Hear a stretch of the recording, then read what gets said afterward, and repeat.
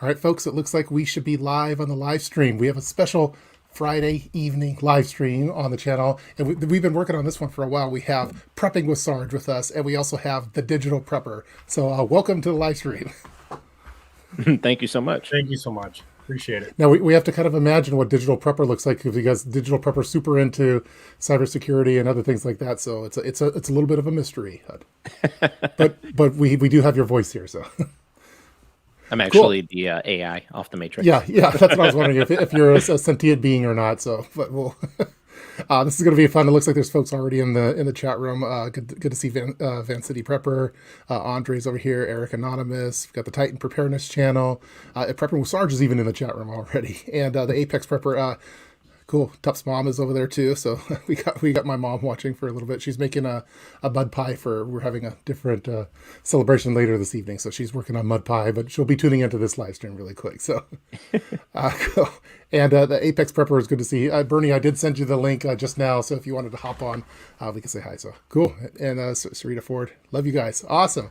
Well, if you guys aren't already familiar with Prepping with Sarge and with Digital Prepper, they're some fellow YouTube colleagues in the preparedness community. And we've been trying to book this for a while, for several months now, it seems like. And we had to talk to our agents and everything and get the right legal approval, but we finally made it work. So I have their links in the description box below. We got Prepping with Sarge over here, who lately it's been a lot of the shorts which I've been really enjoying. And then the Digital Prepper, as you can imagine, is very digital and focuses on digital preparedness, on cybersecurity, on all of the techie things. And so this is going to be a really fun talk. And I have their Twitter pages up here as well. You can follow them on Twitter, and you can follow them on Instagram in addition to YouTube. So there's my quick intro. I'll put the links of those in the chat room so you guys could go over there and click them and subscribe. So, well, cool. Thanks everyone for coming on, guys. So trying to figure out, it's always trying to figure out how to start the conversation. So how are things going with you? How's it this week, and how's prepping going? I'll go first. Thank you again for having us on. Yeah, we've been working at this for a couple months. Cliff's not lying here, so really appreciate it. This is awesome. Digital Prepper and I have streamed together a couple times, and we always have a good time together. Yep. Yeah, it's been you're right. I've been releasing a ton of shorts because I was actually doing a lot of stuff with. I was traveling, and then I was training. I'm a mental health therapist by trade. And so I was recently training on EMDR, which, not to get too much into that tonight, but it's a type of trauma therapy. So I work a lot with like first responders and veterans, things like that. And so this will help me to do that. But my long form content is back. I am very, very active on Instagram just about every day, and really excited to be here today. Thank you. Cool. Yeah. So, and I saw that we already had some questions on there. Silly question. It's good to see Casey in there.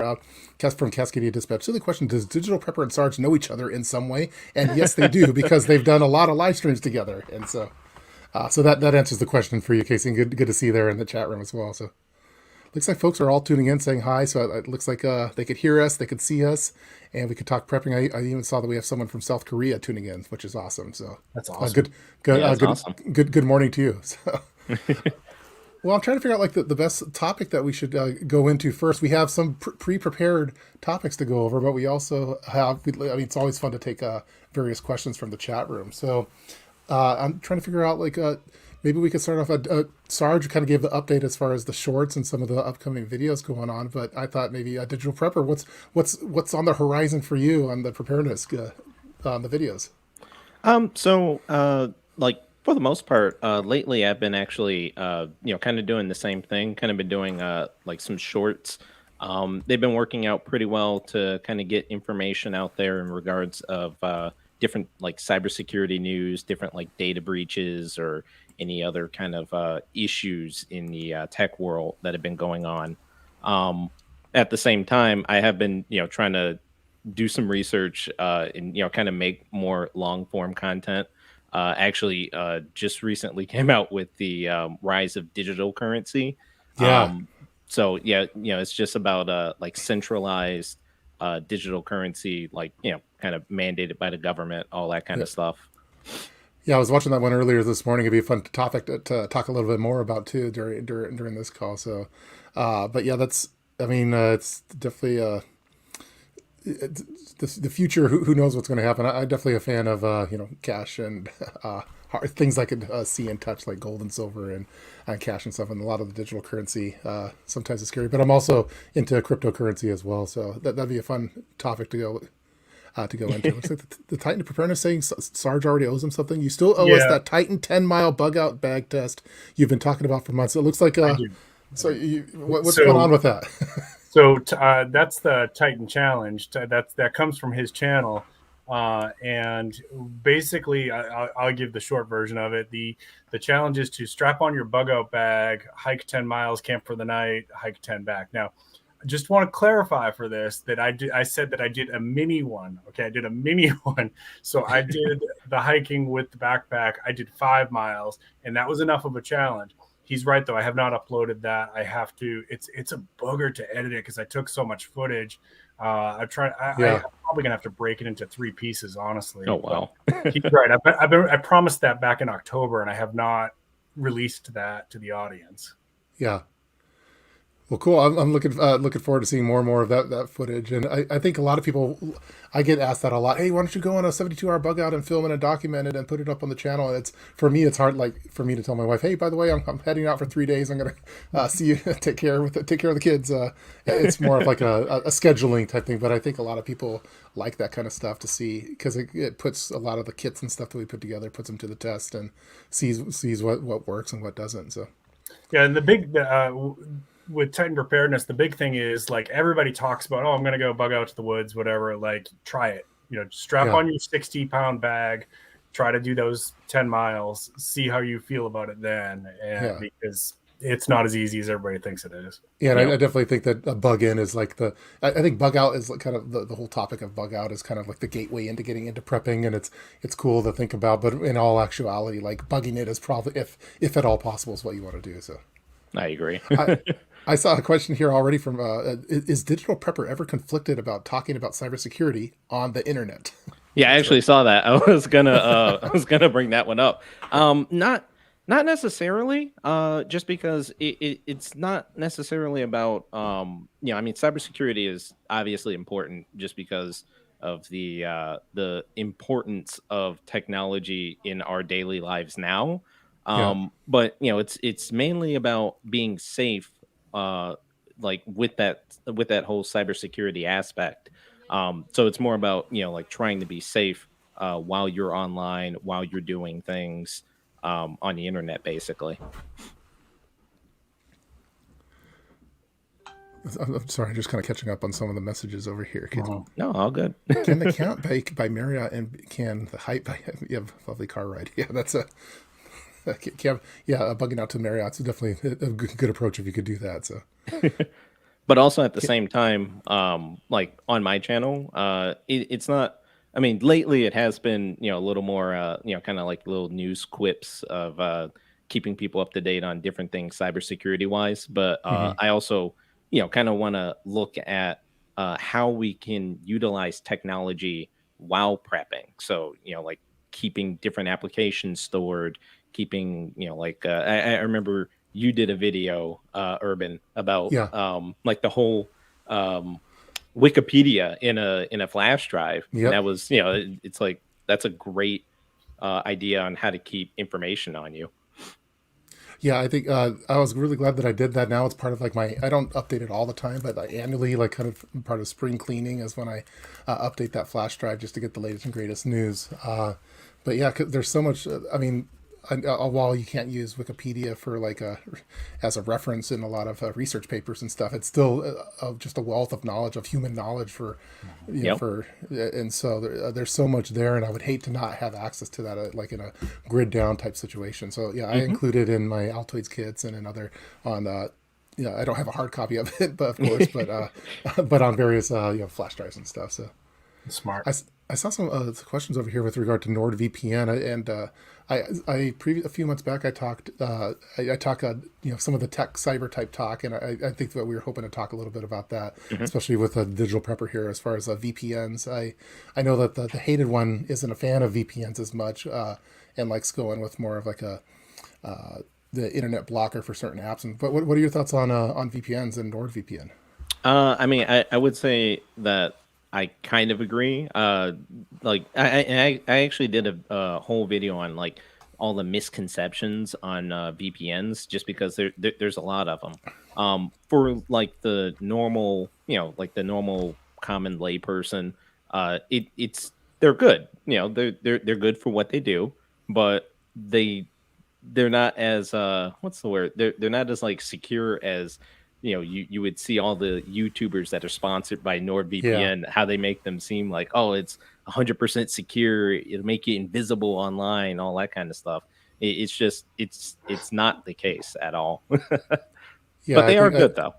yeah, I use like a Tor browser sometimes when I want to be super secure on a place that I'm going to.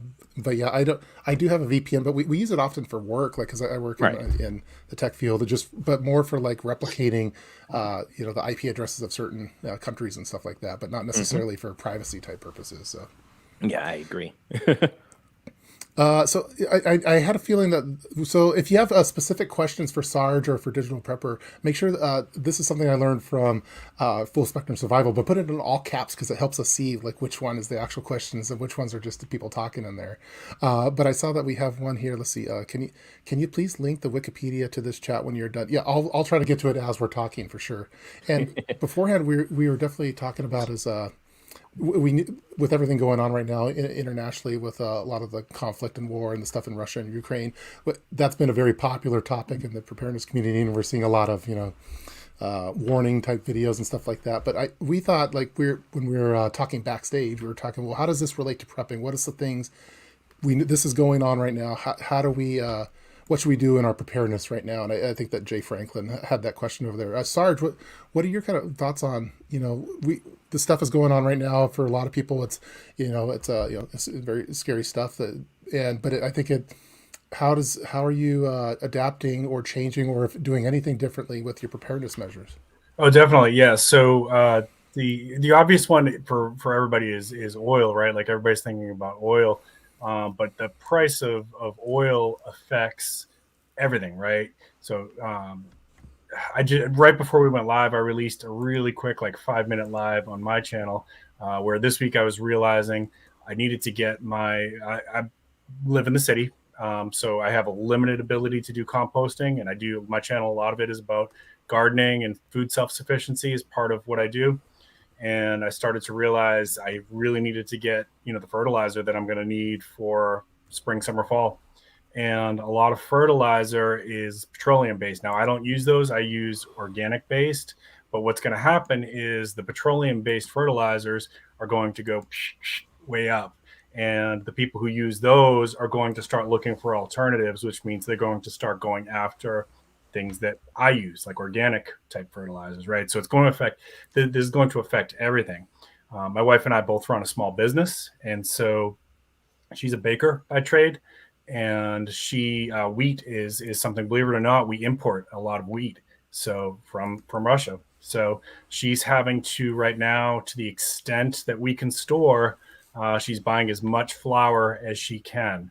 Now that's something that we normally keep a good amount on anyways because of her business, Mm-hmm. but she's had to buy basically, I'd say 10 times more than we would normally be stocking at this point, because I don't see this ending anytime soon. I think this is going to be a prolonged thing. Best case scenario, in my opinion, this is just me guessing, is months. It could go on much longer than that, Yeah. and that's going to affect everything. So oil is the obvious one, right? Like if you have the ability to store, whatever you need for petroleum fuels, if you have your gas tanks, things like that, the what do they call them, the jerry cans, if you've got some Yep. stabilizer, that's obvious. My wife and I are having conversations about like, how much we do little trips around to go hit the hiking trails, things like that. Maybe we're going to cut back on those, which stinks, I know, but it is what it is, because it's only going to get worse until that conflict ends. Yeah, I was curious because I've done a fair share of getting wheat and putting it in the mylar because a flour doesn't last as long as wheat does, especially when you remove the oxygen and everything and have them stored properly. I was curious on if you are storing a lot of wheat, like what grinder are you using? Because that's I don't think there's enough grinder review videos on YouTube. And I was just kind of curious. There's a few different good ones, and there's some cheap ones too. But do you have a specific grinder that you recommend, I don't. We because of the amount that she's using for baking, like she's buying all-purpose flour. It's already ready to go. Yeah, cool.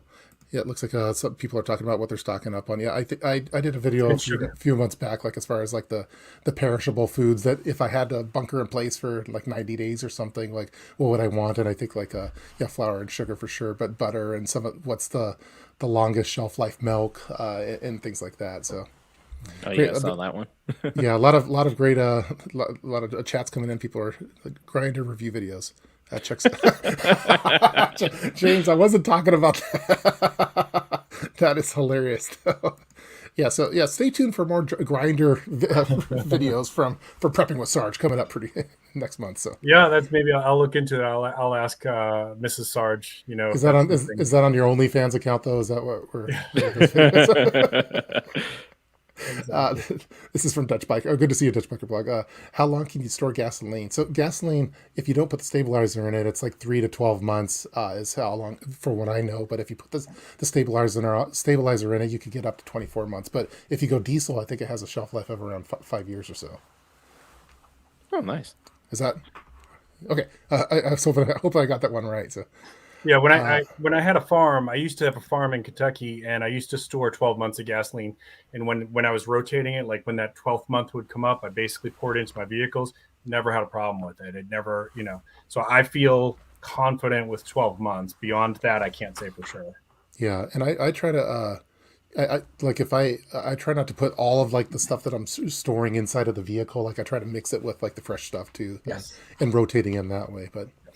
What's the best way to store sugar for long term? Probably Mylar bags. Like I said, because my wife's a baker, like all of that she's bought, we will go through that before it's an issue. But we're like constantly buying it in our house anyways. Yeah. But if you were going to store it long term, I would think Mylar bags with the air absorber, oxygen absorbers. Oh, the oxygen absorbers. Yeah.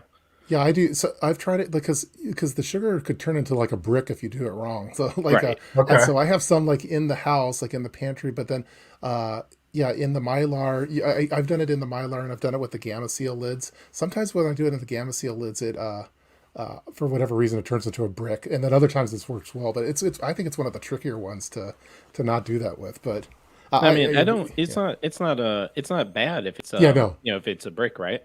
Yeah, no, it's just a little extra work. It's just some more fun with it. So I could pretend like I'm a Heisenberg or something with my small bricks of sugar. Cool. Don't get pulled over. Yeah, no. Looks like we got Bernie here backstage on crowd control. I see him in the. I'll bring in Bernie really quick to say hi. So, hey Bernie, how's it going? Thanks. How you guys doing? Good to see you. Hey. We Bernie's like the unsung hero oftentimes in these chats. We're kicking people out left and right when they say the wrong things. Yeah. No, it's not that bad. Yeah. It's very rare that I ever have to kick somebody out. But I do have a quick question. Cool. So, you get VIP question. With Anonymous attacking Russia with all of their hacks and whatnot, do we foresee a cyber attack in retaliation from Russia? I mean that's a great question because I've had a video where I talked about there were hackers that hacked a water treatment facility in I want to say it was Florida, and what happened was because everything is automated via technology nowadays, they like increased the amount of a certain chemical in the water. Luckily, they caught it before it could actually like affect anybody, but it could have affected like hundreds of thousands of people. So to answer your question, that is a possibility. It's a very good possibility that it could happen. Now, in terms of how to like prepare for that, Mhm. you would just need to kind of think about like what large like facilities, like water treatment facilities, like the Colonial Pipeline hack that happened last year. That was a huge thing. And just like you guys are doing, you Yeah. store what you need to store gas, store water, all that kind of stuff. It's all about kind of like getting ahead of the curve in a sense. Yeah. No, that's, and I think something to be aware of too is that, I mean, I live in the United States, but Hmm. I mean, this could happen. Like they could go after any country, really, Right. right? Yeah. And And vice that's the versa, great thing. other countries. And that's the So quote unquote great thing with cyber attacks. yeah, yeah, it's anywhere and everyone. Well, cool. So let me. I was hoping to dive into that more, and we'll bring back Bernie later on the live stream. So yeah, but Sounds good. thanks again for Bernie. No We'll have you problem. have the final question as normal, and I'm sure you'll kick off an EDC check too. So we'll Uh, see. We'll stay tuned for that a little bit later. Sounds good. All All right, right. see you guys. Hey, have fun. All Thank you. right. So who's talking about they'll use sugar brick as a weapon? Yeah, Yeah. that's a you often don't see that in the preparedness community as far as sugar brick weapons. So Well, the thing about being married to a chef is her knife collection is actually more impressive than mine. Oh yeah, boy. I'd like to. That'd be a good video. Do you have a video on that already? Or I'll ask her if she would be willing to do that. yeah, Yeah, that's a good awesome. idea. Thank you. Here's a question for that has to be for the digital prepper. Who has the best hackers? Russia, Israel, or China? Oh boy. You have to be careful because you don't want to make someone mad and then they'll come after you. I know, right? I will say that here's how I'm going to word my answer. I'm going to word it as it's not necessarily about the countries themselves. It's the knowledge of the people that are doing the so-called hacks. So like Anonymous, for example. I don't necessarily know where they're based out of. I mean, I want to say that they're kind of everywhere. So I can't I can't really necessarily answer the question. It's more of can they do hacks? If so, then they're good. If they don't get caught, of course. Yeah, I guess it's like basketball players. It's more about the talent than on the country. Maybe I don't know. So, Exactly. yes, that's a good question though. I never thought about it in that light. So. I saw I can't find the question we had there, but I saw some questions on seeds because I know Sarge. I know you've been featuring a lot of kind of seed and seed videos lately on the channel. Let me see if I can get it up correctly. And we're working on our because I do a lot of container gardening and some raised beds and stuff. But what? Oh, the second row there. Yeah, there we go. Yeah. Let's see which one. I was watching a lot. I was going through your shorts earlier today before the stream. But what are some of the things that you're doing for your like every year? I try to do something a little bit different with our home gardening. Just what are you doing this year? Do you have any kind of personal goals with the home gardening or with your starts or anything like that? Yeah, so I have a couple of videos out there on like 10 crops that preppers should grow because they're, self-sustaining and generally easy to grow, or they've got a lot of bang for their buck, right? Like, so potatoes, if you can get good about growing potatoes, because if it was, a really long-term food shortage situation, that's going to give you a lot of carbs. That's going to give you a lot of bang for your buck. Things like asparagus there's a lot of startup to that. It generally takes, a couple of years to get an asparagus bed started, but then you're going to get 12 years of crop off of it. And there's other ones like that. Strawberries are going to give you like three good years of crop. I've gotten as many as like 5. I plant a lot of like blueberry bushes and trying to get some peach trees and fig trees going and stuff like that. I'm on some pretty limited space here. I've only got like about a third of an acre because I'm in a city where when I had my farm, I had 8 acres. So that was pretty awesome. I mean, I had a whole acre of gardening. So downsizing to what I've got now was kind of challenging. But that video is a good one to check out. I think it's like, I think it's something like crops that preppers should grow in SHTF. Yeah, And then, of course, talking about what kind of seeds you can keep using. So obviously, most people in the prepping community know my punch shot there. that was some violence there in this video. So violent. Um, so, the heirloom seeds, obviously, you can save your heirloom seeds if you haven't grown a lot of variety of, like, say, peppers, right? And then you're going to get pretty consistent results with that. If you can save your seeds if you've grown a couple different types of peppers, you're just going to get, it's going to be a little bit unpredictable what you're going to get. So I talk a lot about that kind of stuff. If you can save your seeds, if it's not heirloom, you can save hybrid seeds. Generally speaking, it's going to get some wonky results, but it's still, you know what, if that was all I had access to and it was a long-term food situation, I would absolutely grow, those seeds you save back. And good for about 10 years. Before anybody asks that, like, if you store your seeds in a dry condition, away from sunlight, you're going to get about 10 years worth of viability. It will go down a little bit each year. After 10 years, it starts getting a little bit more unpredictable. Nice. That's good to know. A digital prepper, do you have digital seeds, or what's going on with you for this? Digital seeds. Actually, funny enough, because we had me and my wife, we had just bought a house like a few years ago, and right out in the front, like, patio area, we actually realized that there's a whole bed of strawberries that we are able to pick, like, every summer. And we've been, like, doing things like freezing them and dehydrating them, and soon enough we'll start actually freeze drying foods. So that should be fun. Very cool. Yeah, I'm always, like, battling my potatoes, because every year my potatoes have been sucking. They're like the dinkiest potatoes, and everyone teases me about it for the whole year afterwards. So I don't. But other things are going just fine. It's just, for some reason, are messing up on the potatoes. But this year I've made some adjustments, and I'm hoping for better results this year. So we'll stay tuned on YouTube. I'll definitely share what my results are. But I think I specialize in those the exotic tiny potatoes that you Fingerlings. Yeah, the fingerlings. That's kind of what I'm growing. So Those are good, though. yeah, Yeah, I see. yeah. We got a super chat over here. Oh, thank you, D boy. Got to stay prepared. That's true.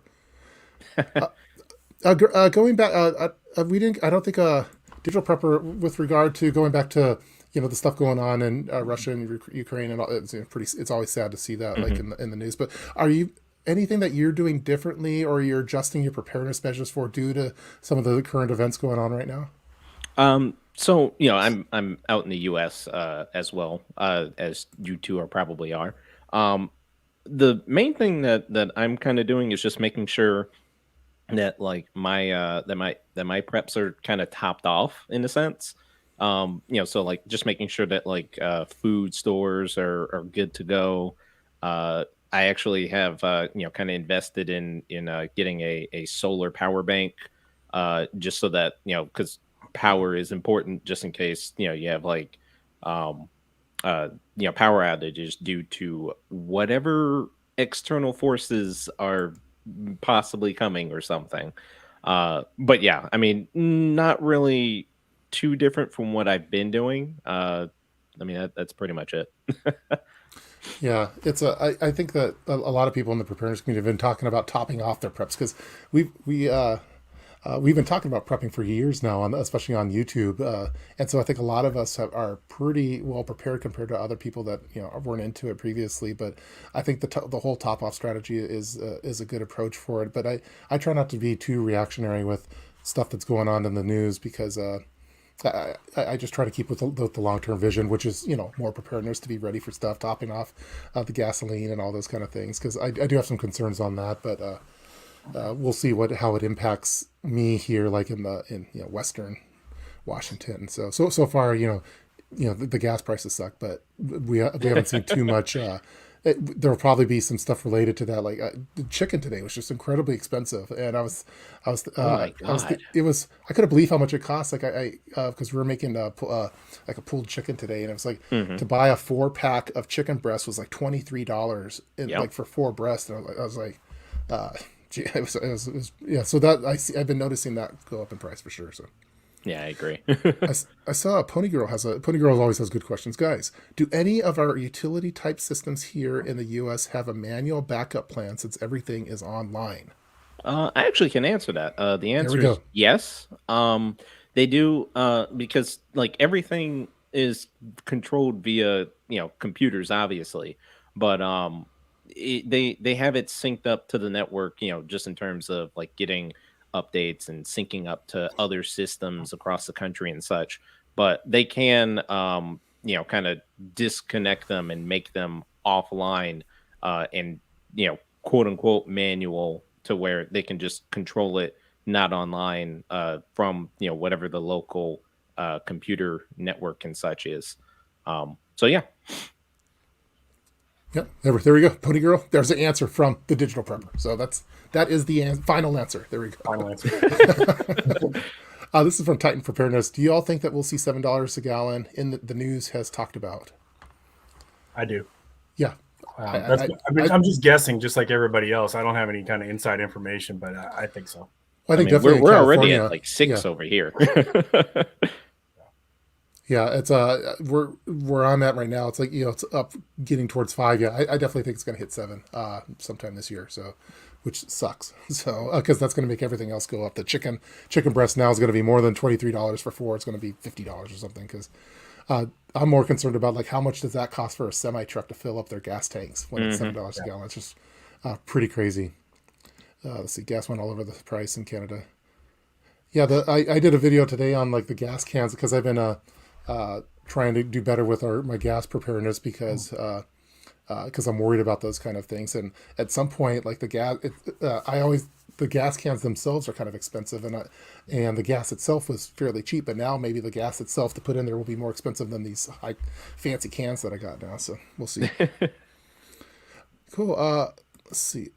Going okay, I'm trying to get to all the questions because I know that I like doing the interactive live streams whenever we can. So, do you include MREs in your bug out bag? What kind of snacks, protein bars? So I have MREs in my bug out bag, and I'm moving. I initially when I did my bug out bags, I didn't want to have MREs because I wanted to have more like Mountain House and stuff, but they're so convenient and you could eat them raw. You don't have to spend the time to like start up a stove and make a fire and all these kind of things, or run out of gasoline for your pocket rocket stove or something like that. So I include a combination of Mountain House and MREs, and a lot of what I do in my bug out bags is more snack size things, like smaller snacks that you could grab and go snacks because. If it's a real emergency situation, do I really want to spend the time to put a proper stove and fire together and all that, or do I just want to munch on something and get on the move? So that's kind of what I'm doing. What do you guys think? So I keep a few I 100% agree with everything you just said there. I keep some Cliff bars in honor of Cliff. Well, thank you. For the exact same reason that you're saying, if I have to get my backpack and move that way, or even in my car, right? Like the situation's bad enough that I'm not going to be setting up my little S-bit stove and cooking a squirrel. It's just, that's my idea, is that if it's that bad, I want something that I can pull out of my pouch and eat and keep going. Mm-hmm. I do like the MRE stuff too. I've done some reviews on some of that. I like a couple of the other brands of backpacking meals. So if you're doing something more casual and like you do have time, definitely a morale booster. Like especially if you get something that tastes good, like Mountain House or whatever, like that is gonna lift your spirits. So there is value there. You have to weigh it against how much space and weight it's taking up. But I also I talk a lot about foraging because my concern was when I started thinking about like if that situation happened, right, where I was even moving around in my car or moving around on foot because it's that bad, like fleeing the country or something like what you're seeing overseas, right? Then you can't carry all your food with you. You really can't, beyond a day or two or maybe 3. And if you do, it's taking up a ton of space. But if you know how to forage, you know how to spot, like even say like your 5 edibles in your state, right? Like 5 common edibles in your state. That's going to cut down on some of what you have to carry, and it's going to give you some different options. And also, not to get too graphic, but like a lot of those meals will kind of cause some plumbing issues, if you know what I mean. And you're going to need some fresh dandelion leaves, things like that, to kind of Are you, keep things moving. is this a true SHTF situation? Yeah, I'm Literally, talking about like okay. worst case scenario, like you have to flee your country, like we're seeing. Well, yeah. Yeah, I agree because you kind of have to test yourself out to see how your gut handles those things. Because I've done a lot of testing of like survival food bars and all those kind of things. That some of them don't work well with you, and you would hate to have to deal with that during a real emergency. So it's good to test that. I see. I'm going to do a couple rapid fire answers really quick. Bought my e-bike in time for the gas hike. That's good. Yeah, I got my bike set up going too. Oh yeah, that's good. Canada has already 726. That's crazy. Wow. Jay Franklin's been asking this in there. Anti-radiation pills K103. I don't know about what K103 is, but I have iostat and I have it in our kind of our nuclear kit that I have that has the gas mask and the hazmat suits. But I've never actually used it, and hopefully I never have to. So Yeah, I also have like about the same. yeah. And then I saw there's a super chat, so we got to get that one. The thoughts on buying gas locks. A gas lock, is that to protect your gas from being stolen or From your car, yeah. Yeah, I think it's a good idea. I don't have I one. think it's a great idea. Yeah. Why didn't I think of that? Okay, I'm worried that they're going to start stealing gas. I like where they're just going to go under the car and use a screwdriver and a hammer and put a bucket under there and steal the gas because it's Yeah, I saw another comment that was saying the same thing. Yeah, that's one of the things I'm worried about because they're already in my neighborhood. They're already stealing catalytic converters. They're stealing if you leave a candy bar out on your dashboard, they're going to break your window and steal that. And if gas keeps going up and up in price, they're just going to steal it. So so as preppers, I guess a gas lock might be a good thing, but I think I'd feel that you'd have to protect your gas tank too, maybe with a similar shield to what they make for the catalytic converters. I don't know if they exist yet, but I'm sure that they'll probably start selling. There is a product like that. I haven't looked into it too much, but yeah, it's basically a shield that you basically install underneath the catalytic converter. It just makes it a little bit harder for them to get to it. Yeah, because I mean the bad guys like the quick easy targets, and if it's too much effort, then it's worth, and they'll just go to the next car. So.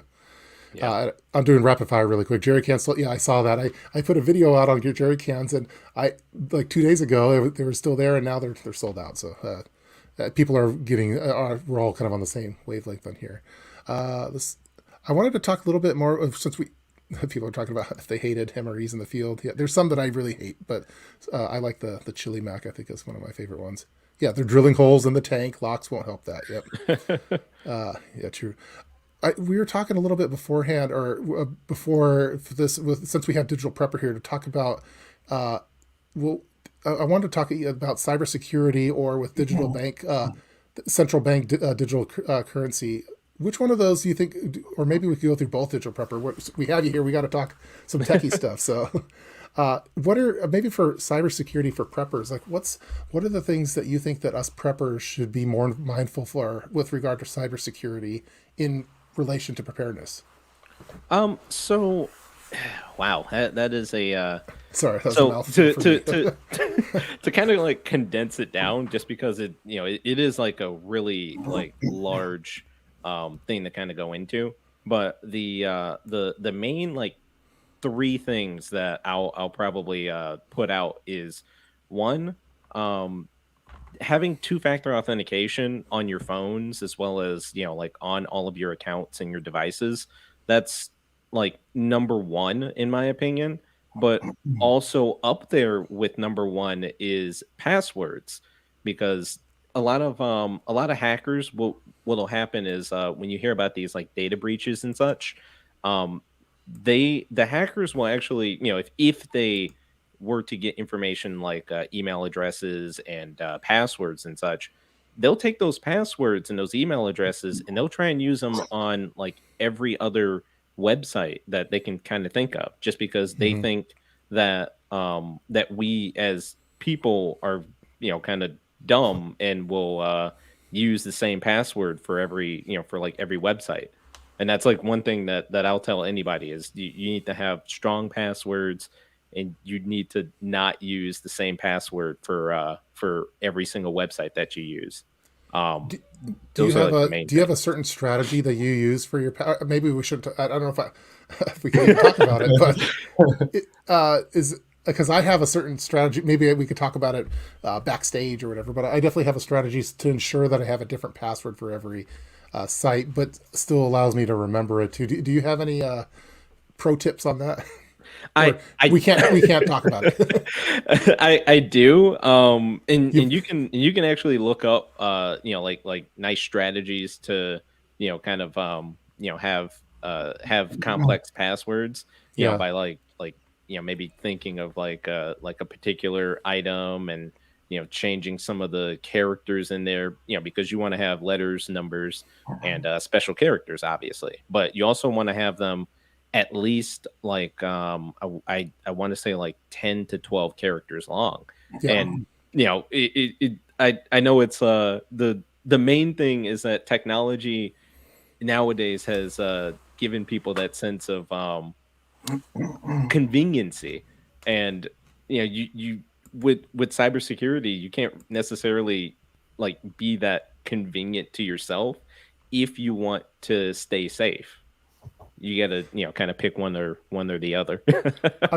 I'm looking at your Twitter really quick because I thought that you put a cool chart out there. I thought it was you that did it, where it kind of shows like how long it takes for a hacker to. And there's like a grid that kind of shows like, okay, if your password's this long, that's just characters or just numbers. Here's how long it takes to hack it. It might Oh, I maybe saw it was that. Yeah, I saw that. I don't know yeah if I retweeted that or something.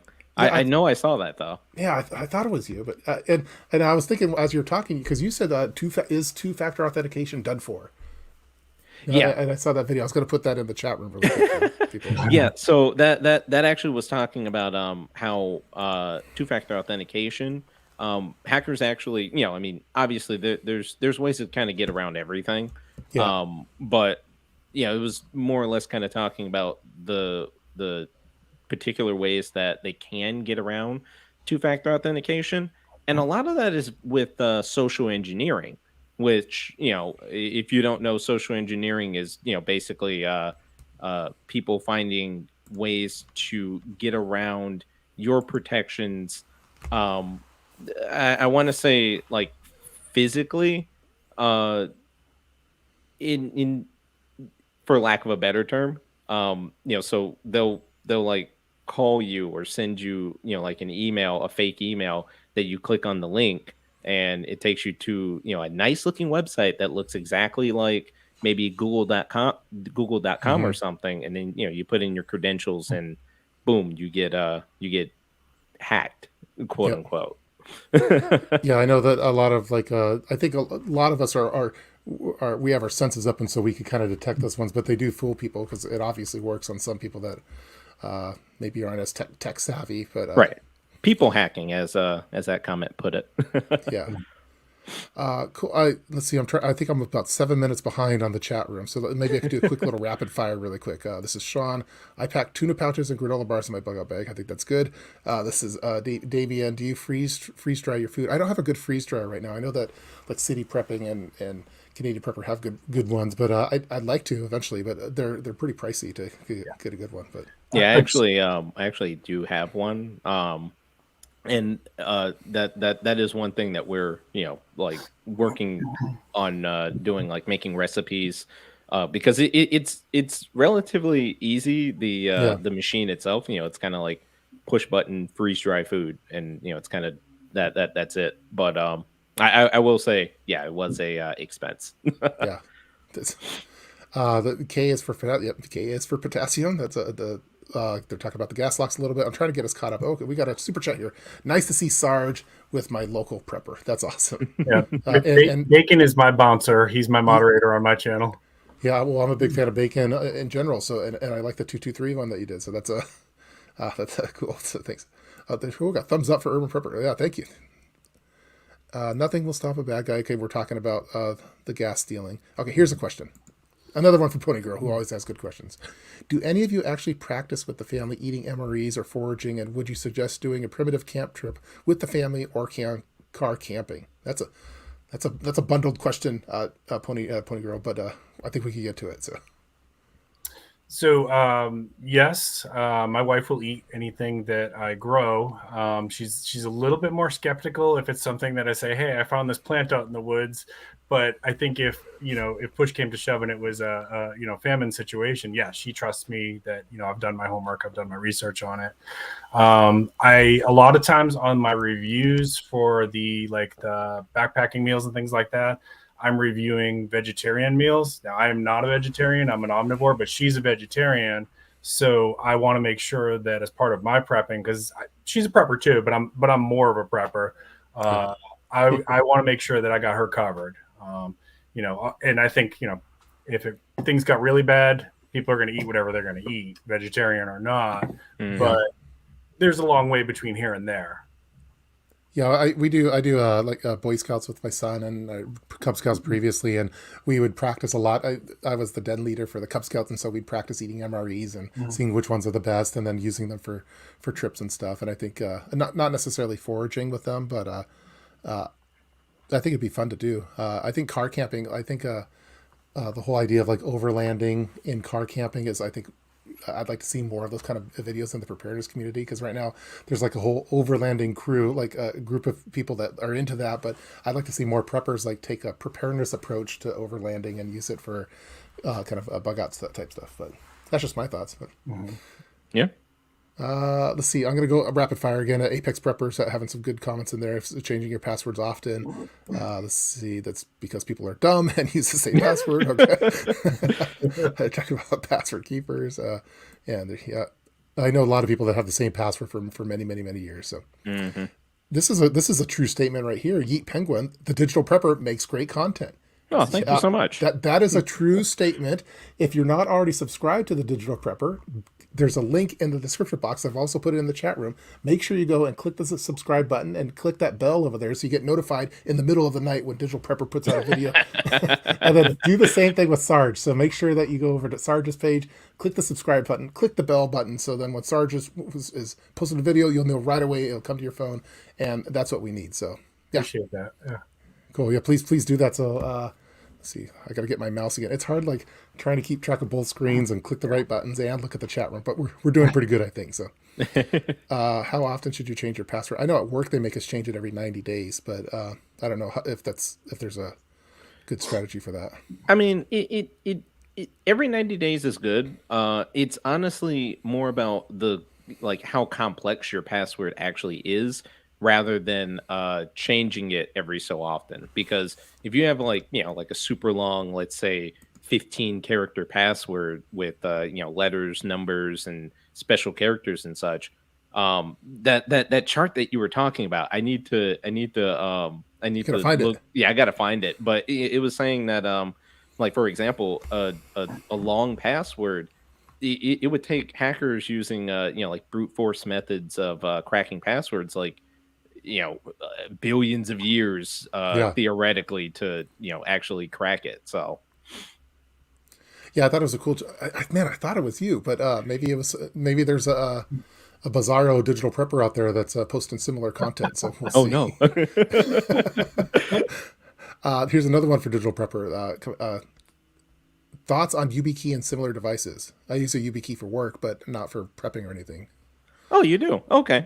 Because we in my we actually do the same thing. We use a YubiKey for work. I mean, honestly, it's again, it's anything that can make the bad actor or the hacker's job worse.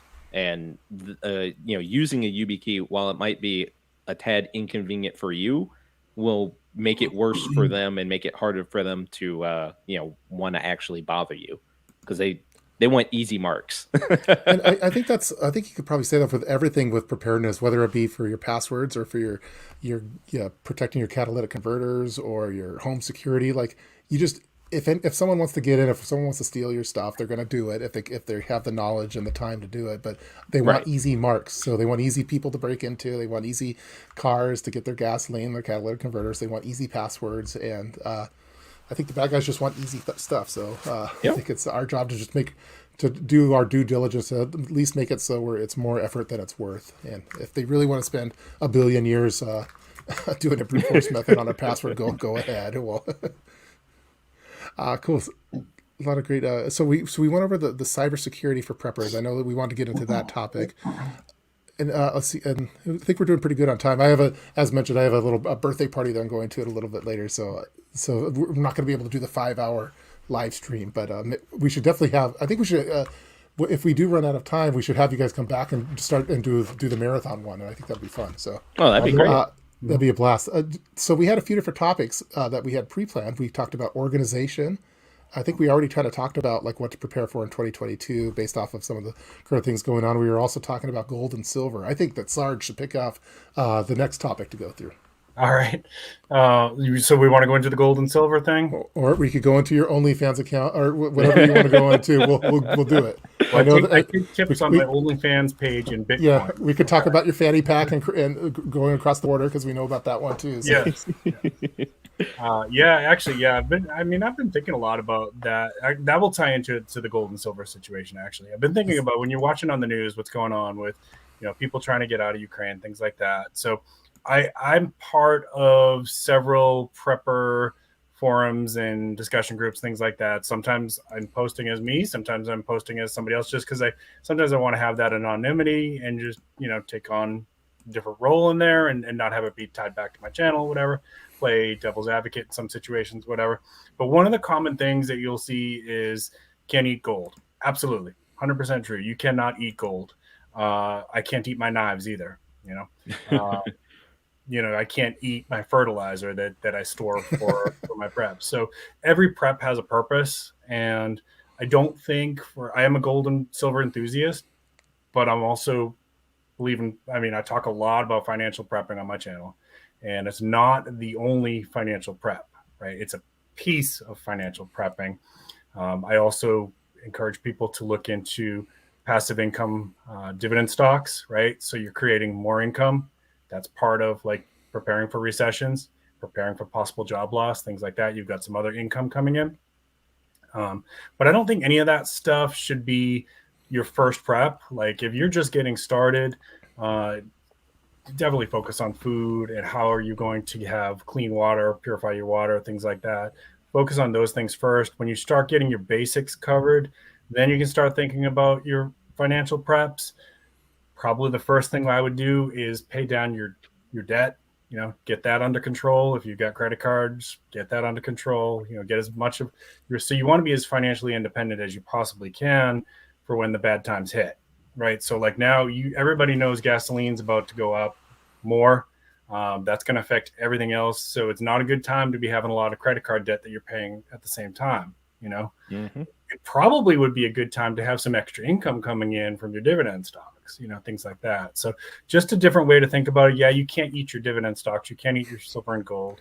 I love that because everyone says, "Oh, you can't eat your bullets and stuff, or you can't eat."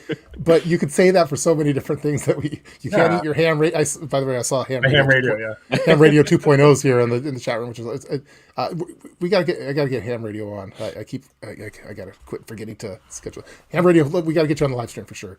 But yeah, you can't eat your ham radio. That's I try to do a little bit each month for both like the cryptocurrency and for like the gold and silver, where I have like an auto thing that just and I like having physical. I want to touch it, so I want it in my hand, and then I put it into a safe, and so I do that with just a little bit of some silver coins and some gold. So where gold would really come in handy is if you're trying to get out of your country, right? Because if you're trying to get out of your country, you're going to probably be converting into a new currency, and gold can be anywhere in the world. You can go anywhere in the world, and you're going to be able to find a spot where you can sell your gold to that new currency, and that's a big part of it. And also, I can envision, and I know this has happened during war times. You might need to get somebody to look the other way. You might need to get a little help getting across the border, and gold. put it in your fanny pack. Put it in your fanny pack, and so you do the you got props? Is there? So my wife's really sick, and I really need to get her across the border here.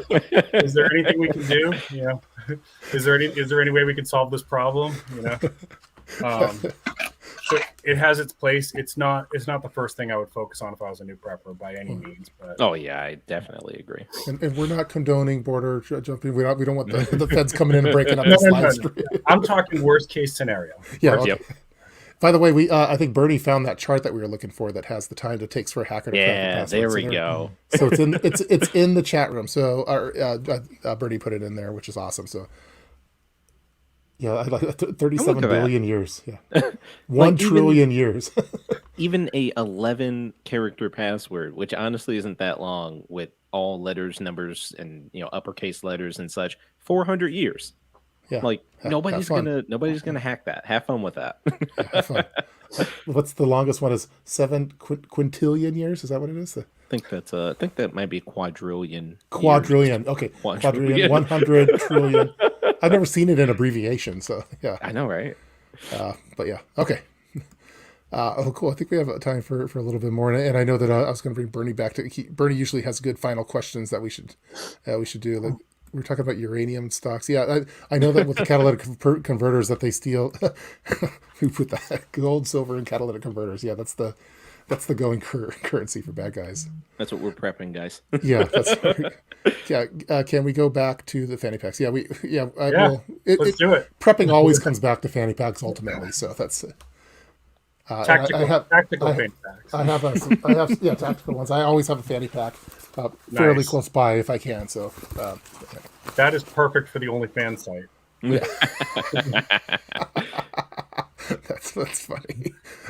Cool. Let me bring Bernie's been doing some crowd control and found our chart, so we got to get back on really quick to say. Let's see. There we go. Okay. Yeah. Thanks again we were having trouble finding talk. I thought that Digital Prepper put that out on Twitter or on Instagram or something. Whenever you mentioned it, it's like, oh yeah, I'll just go to his site and look. I'm like, no. So yeah, I ended up finding it as an image and then posted it up. But Bernie, do you have any questions that is there any ones that we missed or ones that you just have that? So I do have a question. Again, I'm going to go back to Digital Prepper. So a lot of times, if I do an EDC check, right? So I got, look familiar, Cliff? Yeah, I recognize that.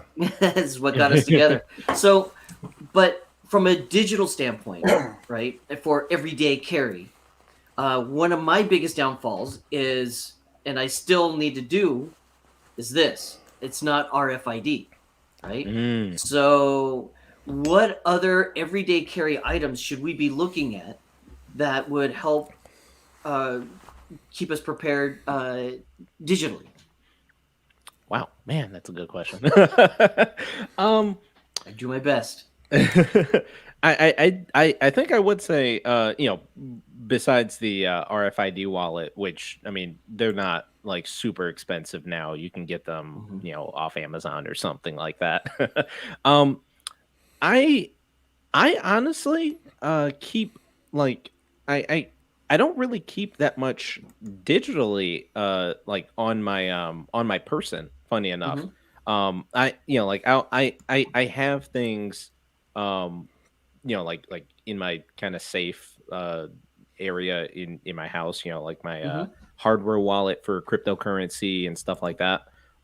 But I guess I would say for the most part, besides the wallet, I do carry a flash drive with a bunch of like survival type books and such. There I have a kind of like portable laptop that I carry around as well. Solar panels, all and funny enough, all this stuff does fit in my backpack. Nice. But I can't really answer that. I normally just kind of keep kind of the same stuff that I would think that most other preppers carry, and I just kind of add like various little things, kind of like for my job, like a computer and flash drives and all that kind of stuff. So how do you feel about, I know like Cliff, a lot of times he'll talk about the mission darkness, EMP type of bags. How about like storing, your laptop in something like that? Would that be, I mean, it's not necessarily cost effective, but Mhm. for every day. But is it? I guess that's kind of the bigger question. Like depending on what your job is. Like I'm in the IT industry, so Mhm. for me, uh, it might be good, right, for me to go ahead and use something like that to help protect my data. But I don't know. What are your thoughts on like that mission darkness type of uh, EMP bags? So same here. I'm actually I've been in the IT space for about 13 years, and I've heard of Mission Darkness. I actually don't I actually don't own anything Mission Darkness yet. But I have seen like reviews and such, and they look like they're pretty good products. Um, I actually did a video on EMPs, funny enough, and it's one thing that I don't necessarily see. I don't really feel like it's going to be an issue for the short term or even the kind of like medium term, but in terms of like because obviously there's two types of EMPs. There's the ones that are going to come from the sun, which Mhm. those are the main ones that I don't I'm not I'm sitting here like I don't really see that happening in a few years. But there's also like the nuclear ones Mhm. as well. Those I I would say that if you have if you have the money, if you are financially stable and you have that aspect of prepping down, then Mhm. sure, I would go ahead and and purchase one or a few of those products. I know they sell like large bags that you can store various, like larger items, like like a whole computer or something in there. Yeah. But there's also there, I know, and you obviously guys, you would have to do your own research on this, but there are other ways to, kind of quote EMP proof your devices as well. Very good. I hope Oh, that Cliff, answers. Cliff, you're muted. Cliff, you're muted. There we Sorry. go. I keep pressing random buttons. Sorry about that. I have the Mission Darkness stuff for not necessarily. While I do have it for EMP stuff, a lot of it for me. I like going off grid when I can, Yeah. and so I don't like that my phone's tracking me. And so while I do a lot of stuff with regard to having like a de-googled phone and to try to avoid the track, I even cover my camera of all of my phones because I'm always worried it's spying on me. But yeah, It uh, is. I like be going off grid every once in a while, and I like the idea of some nerd in some computer lab. Hey, where did Cliff go? He was here. Now he's disappeared. I don't know. I get a kick out of that. So Yeah. well, cool. And then, real quick, and yeah. Sarge, uh, you have video, so EDC dump. What do you got? Oh, is it What's your EDC dump everyday time? care? Yeah, EDC dump. I mean, digital prepper, we can't see. You can just say, "Oh yeah, I got this," but no, Yeah. we got you. Yeah, no Video. worries. So So I mean, I love. So are we talking like work or like when I'm going out hiking? Because like it's what you really got in your pockets right now. nothing. Yeah. Nice. Oh, I'm you at got home, him. but I can tell you that there's like 5 knives within reach of me. Oh, okay. Well, And that counts. That counts. Yeah, that counts. Yeah, I and have a red stapler in reach of me, so that's just or, you never know. how do you know you're a prepper? I have 5 knives and 4 flashlights within reach. Yeah. Yes. I have an EMP shield within reach as well. Nice. Oh, jeez. What else do I have? But I have my. I do like for work. I carry one of those power banks. It's Okay. also it's solar charging, but the solar screens on those are so small. Like that's like emergency, last ditch scenario kind of thing. But I use that a lot because if you're going training or traveling, anything like that, you're always even if I don't need it, I'm going to encounter somebody who's like, my phone's dead. I'm like, I got you. Yep. Oh, Mhm. I've used mine hundreds of times for that very reason. Yep. Very good. Sorry, Cliff. I didn't mean to interrupt. Go ahead. No, it was all good stuff. So cool. That was fun. Well, cool. We have a lot of man. There's still more stuff coming up, and I have to get going for some stuff. I don't know if I could do a quick rapid fire really quick. Dude, just a 1 minute rapid fire. That's it. 1 minute. That's it. There's a super. Do any of you guys have acreage for bug out purposes or secondary homes? We're working on it. What do you think of the minimum amount of acreage to have? The most that you could get. Whatever Definitely. you can. Sarge has the pocket sand. Okay. And lint. Yeah. Can Ellie? There's so many rapid fire. We need to get part 2. I think that's just what we're gonna have to do for this live stream. So, because I have a birthday party that I'm going to downstairs, and people are starting to show up. So, Mom's gonna get pissed. You better do it. That's what I'm worried about. Well, cool. This went by way too fast. We need like a minimum of 90 minutes. And while we're here, I thank you everyone that's been watching this, has been commenting, doing the super chats. There's a whole bunch of questions we didn't really get to. And so I think it's just the tip of the iceberg. So what we just have to do, I think, is just to bring Sarge back and bring back the Digital Prepper and just deep dive into some of these things, because we've just scratched the surface of it on this Friday evening. Yeah, let's do it. Yeah, so how about you want to do like in 2 weeks from now? If I do it, I have another thing next week and I'll get in trouble for that. But the week after, I think we could do it. So we'll have your people talk to my people and we'll get it organized. So we'll square it. Yeah. Cool. Yeah. Cool. That So sounds good. so as you can see, folks that are watching, if you're not already subscribed to Prepping with Sarge and with the Digital Prepper, you need to go subscribe to them and click the bell so they can send 3 a.m. chime messages to your phone when they have a video go out. So again, you could also follow them on Twitter. They're also on Instagram, and they're just, as you can see, good people, great preppers, and it's a wide mixture of different knowledge and stuff. This is fun talking. Of course, it's always good to have Bernie talking about doing crowd control and asking all the good questions, the heavy hitting questions. People were good. People are good today. I like it. Yeah, everyone's real nice. So, Okay. well, cool. I got to run downstairs to this party. I got to go party it up right now. So I'm gonna Friday night party. Yeah, Friday night party. So. Thanks everyone for watching this live stream. Special thanks to Sarge and for the Digital Prepper and for Bernie for coming on here and talking prepping for a good hour on a Friday evening. I hope everyone has a good weekend and everyone stays safe. Watch your gas, and watch your gas tanks and all those kind of things. And stay tuned for. I'm going to put up a follow-up video. Say, hey, here's part 2 of the deep dive discussion with Prepping with Sarge and with the Digital Prepper. So that's going to be super fun. Thanks everyone and hope everyone has a good weekend. Thank you so much. Thank you so thank you. much. Bye. Good times.